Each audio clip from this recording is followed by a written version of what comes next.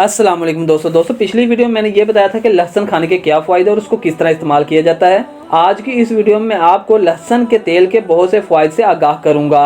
दोस्तों, लहसुन का इस्तेमाल तो खानों के लिए आम होता है, मगर क्या आपको मालूम है कि इस जड़ी बूटी का तेल भी जिस्म के लिए कितना फ़ायदेमंद है। लहसुन को सदियों से कुदरती दवाइयात के तौर पर इस्तेमाल किया जाता है।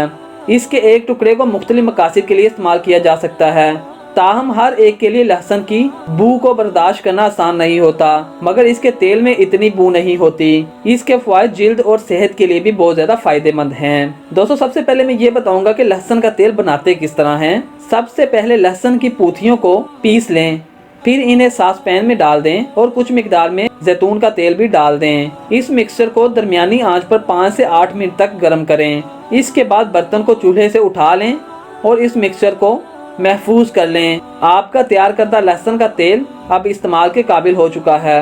दोस्तों, अब मैं इसके बहुत से फ़ायदे बताऊंगा। इससे पहले जो लोग हमारे चैनल पर नए हैं वो हमारे चैनल को सब्सक्राइब करें और बेल आइकन पर क्लिक करें ताकि हमारी इस तरह की लेटेस्ट वीडियो आप तक सबसे पहले पहुंच सकें। दोस्तों, जिल्द के मसाइल को खत्म करने के लिए भी लहसुन का तेल बहुत ज्यादा मुफीद है। दोस्तों, लहसुन का तेल कील मुहासे को कंट्रोल करता है। अगर आपको मालूम नहीं तो जान लें कि लहसुन का तेल ऐसे ग़िज़ाई अज्जा मिनरल्स जैसे vitamin C, vitamin B6, copper से भरपूर होता है, जो कि कील मुहासे को कंट्रोल करने में मददगार साबित होता है। बालों को गिरने के मसले से रोकता है। लहसुन के तेल में मौजूद सल्फर, विटामिन सी और विटामिन ई सर को सेहतमंद बनाता है, जबकि बालों की जड़ों को मजबूत करके बालों को गिरने से रोकता है और गांजपन को ख़त्म करता है।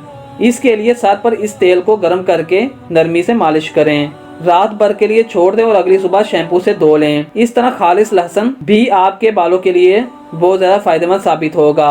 एक तिब्बी तहकीक के मुताबिक बालों के गिरने की रोकथाम के लिए लहसुन को काट लें और इसकी पूथियों को सर पर मलें। आप सरसों के तेल में भी लहसुन को शामिल करके मसाज के जरिए ये फायदा हासिल कर सकते हैं। दोस्तों, दांत की दर्द के लिए भी ये बहुत ज़्यादा फायदेमंद है। रुई को लहसुन के तेल में डुबोकर इस दांत पर रखें जिसमें तकलीफ हो रही हो। इसमें मौजूद मुरक्कब दांत के दर्द और वर्म को कम करता है। इसके अलावा ये बैक्टीरिया के इन्फेक्शन को कम करने में भी मददगार साबित होता है। खून की शरियानों की सेहत के लिए भी बहुत ज़्यादा फायदेमंद है।